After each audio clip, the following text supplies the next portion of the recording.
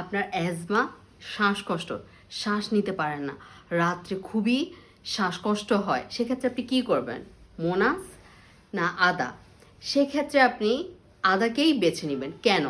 কারণ মোনাস একটা পাথওয়েতে আপনার এই শ্বাসকষ্টটা কমায়, আর আদা অনেকগুলি পাথওয়েতে অনেকগুলি সিগন্যালকে বন্ধ করে আপনার শ্বাসকষ্টটা কমায়। যদিও ক্ষেত্র বিশেষে আপনার শুধু আদা খেলেই কি আপনার শ্বাসকষ্ট ভালো হয়ে যাবে? না, সেই ক্ষেত্রে আমরা কি করব? আদার সাথে থাকবে আর মোনাসটাকে আপনি কি করবেন? ফেলে দিবেন। সেক্ষেত্রে আপনি কি করবেন?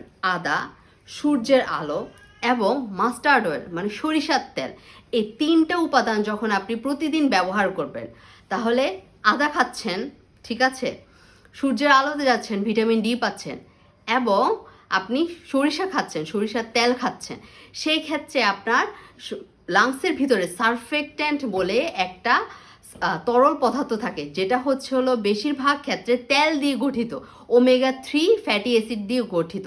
এবং আপনি যখন মাস্টার্ড অয়েল খাবেন, সূর্যের আলোতে যাবেন এবং আদা খাবেন, আপনার অ্যাজমা, শ্বাসকষ্ট কমে যাবে।